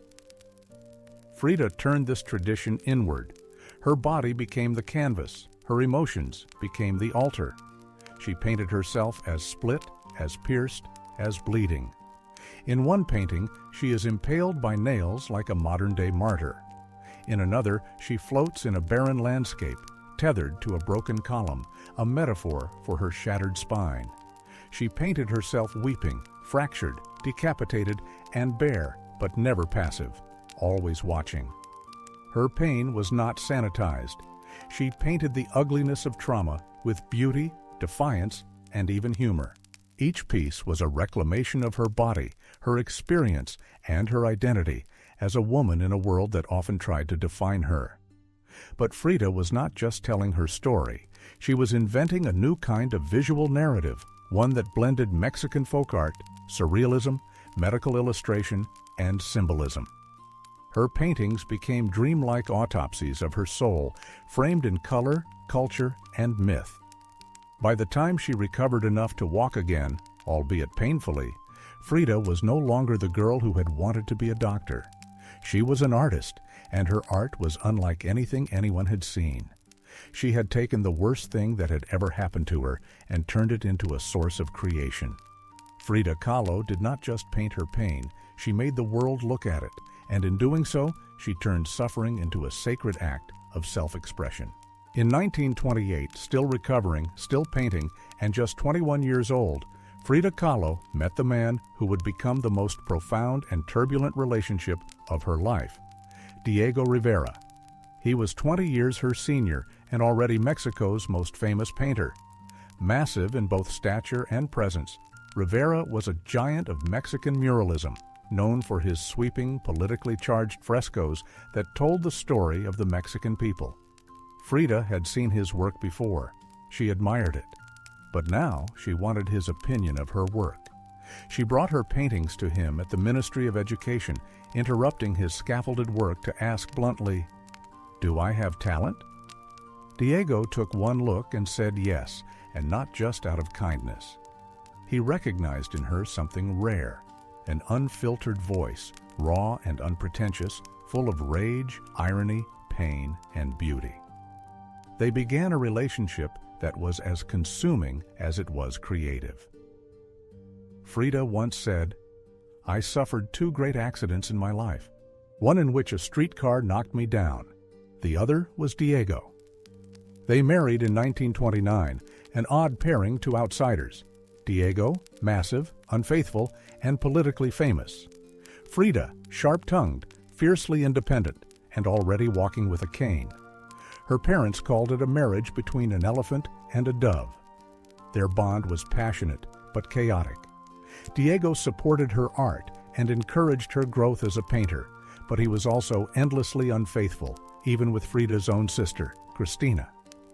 Frida was devastated, and in return she took lovers of her own, both men and women, including rumored affairs with Leon Trotsky and the painter Georgia O'Keeffe.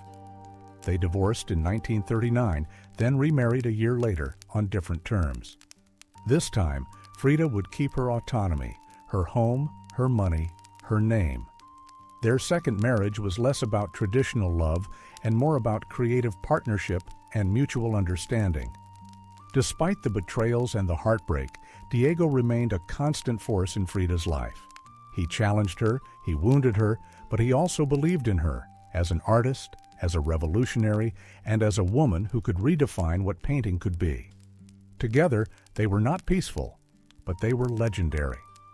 In the 1930s, Frida Kahlo followed Diego Rivera on a journey north to San Francisco, Detroit, and New York as he completed high-profile mural commissions. These years abroad brought her face-to-face with American industrialism, wealth, and the contradictions of capitalism, and they left her with deep political discomfort.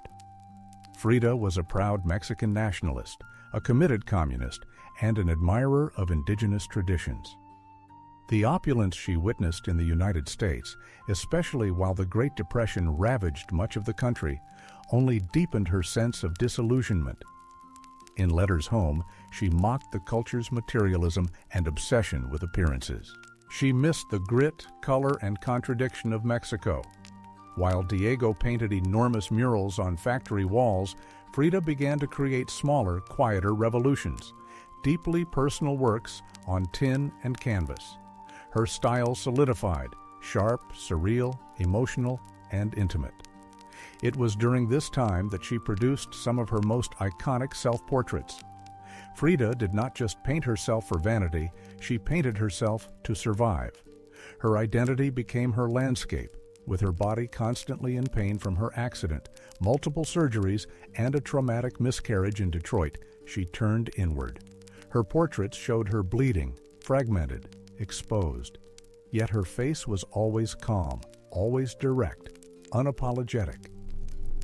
One of her most powerful works, Henry Ford Hospital, shows her lying on a hospital bed, crying, surrounded by floating symbols of loss: a fetus, a snail, medical equipment, a cracked pelvis. It was raw, graphic, and deeply emotional, a canvas that bled with truth. Back in Mexico, Frida immersed herself in leftist politics. Insight. Her political convictions were not just theoretical. She and Diego offered their home, the Casa Azul, as political asylum to the exiled Russian revolutionary Leon Trotsky, a dangerous act that put them at odds with Stalinist factions. She wore Tijuana dresses, traditional indigenous garments, not just as fashion, but as a political and cultural statement. Her art was never disconnected from her beliefs. Her identity, her body, and her ideology all intertwined in her work. While Rivera was painting murals of revolution, Frida painted its human cost, the body in pieces, the mind on fire, and the self always staring back. In exile and in illness, she became not just a painter of pain, but a painter of resistance. When Frida Kahlo returned to Mexico in the late 1930s, she was no longer just Diego Rivera's wife. She had become something else entirely, a force, an artist whose work radiated with raw honesty, surreal symbolism, and cultural identity. Back in her homeland, she stepped fully into herself. Her Casa Azul in Coyoacán became a sanctuary of color and contradiction. Bright cobalt walls, yellow trim, Aztec statues in the garden, and monkeys and parrots wandering freely. The house was a living extension of Frida's imagination. It was a blend of tradition and rebellion, elegance and earth. Here, she surrounded herself with pre-Columbian artifacts, ex-votos, folk art, and revolutionary books. She wore bold Tijuana dresses, wove flowers into her hair, and painted amid the scent of copal incense and the sounds of mariachi on the street outside. This period marked an explosion of creativity. Her paintings became more intricate, more symbolic, and more political. Works like The Two Fridas revealed a divided self, one in European dress with a bleeding heart, the other in indigenous clothing, strong and composed. It was Frida's visual autobiography, a portrait of love, loss, and heritage. In 1939, she exhibited her work in Paris, where artists like Picasso, Breton, and Kandinsky praised her fiercely original style. But even among the surrealists, Frida stood apart. Insight. When André Breton, the founder of Surrealism, tried to claim her as one of his own, she famously pushed back, stating, "They thought I was a surrealist, but I wasn't. I never painted dreams. I painted my own reality." She painted Mexico, not the romantic postcard version, but the living, breathing country she adored. Her work pulsed with symbolism: skeletons, hummingbirds, hearts, thorns, maize, and blood. She honored the indigenous roots of her homeland while unmasking the violence of its past and present. But even as her artistic voice grew stronger, her health continued to decline. Multiple surgeries, infections, and chronic pain became daily realities. Still, she painted through it all, propped up in bed, her torso bound in corsets, her fingers clenched around a brush. Frida had returned to Mexico not to rest, but to reclaim her power, through paint, through politics, and through her fearless embrace of the self. As the 1940s wore on, Frida Kahlo's body continued to betray her. Her spine was deteriorating, her right leg was constantly infected. She underwent more than 30 surgeries in her lifetime, often in grueling succession. At times, she was bedridden for months, encased in body casts or immobilized by traction devices that stretched her bones apart. But still, she painted. Each canvas during these years became both a release and an act of resistance. Her works grew darker, more defiant. She painted with a clarity sharpened by pain, refusing to hide behind metaphor. In The Broken Column, she presents herself split down the middle, her body pierced with nails, a cracked ionic column replacing her spine. Yet her face is stoic, her gaze unflinching. Pain for Frida was no longer just a subject. It was her companion, her antagonist, her muse. Her political voice also grew louder. She joined the Mexican Communist Party, marched in demonstrations, wrote fiery letters, and called out imperialism and injustice. When her health no longer allowed her to walk, she appeared at protests in a wheelchair, defiantly holding signs and shouting slogans. In 1953, Frida was given her first solo exhibition in Mexico, a long overdue celebration of her art. But her health was so fragile that doctors told her she could not attend. So she did what only Frida would do. She arrived by ambulance, was carried in on a stretcher, and placed in the center of the gallery on her hospital bed. Dressed in traditional finery, surrounded by her own work, she greeted guests with tequila, laughter, and that fire still burning in her eyes. Her final paintings were both childlike and harrowing. In Marxism Will Give Health to the Sick, she painted herself wearing a steel corset, cradled by the hands of Marx, casting away symbols of oppression. Her last known work was a still life of sliced watermelons, with one piece bearing the words, "Viva la vida," long live life. even in the face of death, she remained defiant, joyful, and political. Frida Kahlo's last portraits were not just self-portraits. They were acts of revolution, painted in pain, but always signed with life. On July 13, 1954, at the age of 47, Frida Kahlo died in the same place she had been born, La Casa Azul in Coyoacán. The official cause was listed as a pulmonary embolism, but those closest to her whispered of something deeper. She had been ill, yes, but also exhausted by the pain, the surgeries, and the long war with her own body. Just days before, she had attended a political protest against the CIA-backed coup in Guatemala. Weak and wheelchair-bound, she insisted on going, her clenched fist raised in the air. Revolution remained her final heartbeat. Her last diary entry was brief but piercing. "I hope the exit is joyful, and I hope never to return." Frida's funeral was held at the Palacio de Bellas Artes, Mexico's most prestigious cultural institution. Her body, draped in the red flag of the Mexican Communist Party, was watched over by friends, family, artists, and revolutionaries. Diego Rivera was inconsolable. He called her the greatest love of his life, even as his betrayals had nearly broken her. But in the years that followed her death, something extraordinary happened. Frida Kahlo refused to disappear. At first, her name was whispered only in art circles. Her works were not easy to categorize, too political for the surrealists, too surreal for the traditionalists. Insight. For decades after her death, Frida was largely a footnote in art history, often referred to simply as Diego Rivera's wife. Her meteoric rise to global fame was a much later phenomenon, driven largely by feminist art historians and the Chicano movement in the 1970s, who saw her as a powerful symbol of cultural and personal resistance. Slowly, her image, her story, and her defiance began to resonate. Through the 1970s and 1980s, as feminist scholars and activists reclaimed forgotten voices, Frida's became louder. She was not just a painter anymore, she was a symbol of pain turned into beauty, of feminism born through resistance, of Mexican identity celebrated without apology, of queerness, disability, revolution, and authenticity. Her face, unibrow, gaze, flowers in her hair, became iconic.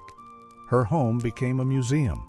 Her diary became a sacred text, and her paintings now hang in the world's greatest museums. Frida Kahlo had lived much of her life in Diego's shadow, but in death she stepped forward. She did not just leave behind paintings, she left behind a mirror and dared us all to look, not with pity, not with fear, but with fire. Today, Frida Kahlo's face is everywhere, printed on t-shirts, painted on murals, turned into dolls, memes, posters, and icons. Her signature unibrow, her flower-crowned hair, her direct gaze, all are instantly recognizable. But what makes her legacy powerful is not just that people know her face, it is that they recognize the truth behind it. Frida did not try to be flawless. She did not fit into boxes. She was not conventional, and she did not care to be. In a world that demands perfection, she gave us realness, raw, messy, vibrant, angry, joyful, contradictory realness. She celebrated what made her different, her disability, her queerness, her politics, her culture, and turned it into art that transcended borders and decades. She has become more than an artist. She is a global symbol of defiance, feminism, cultural pride, and creative resistance. For queer communities, she is a fearless bisexual icon who lived openly and unapologetically in a time that demanded silence. For women, she is a reminder that power does not require permission. For disabled artists, she is proof that pain can fuel the brush, not stop it. And for Mexico, she is a daughter reclaimed, fierce, folkloric, and forever part of the national soul. Her paintings, once dismissed as too strange or too personal, are now among the most revered in the world. Works like The Two Fridas, Self-Portrait with Thorn Necklace and Hummingbird, and The Broken Column are not just seen, They are felt deeply by anyone who has ever suffered and needed to turn that suffering into something sacred. She lived in the margins and turned them into center stage. She embraced contradiction, a communist who wore gold, a woman betrayed who loved again, a body in pieces with a soul unbreakable. And through it all, she painted, not just with color, but with conviction. Frida Kahlo never asked to be a symbol. She simply told the truth about herself, and in doing so, told the truth for millions of others who had never seen themselves reflected in art before. Now, when we see her face, we see courage, we see color, we see resistance, we see Frida, not gone, but immortal.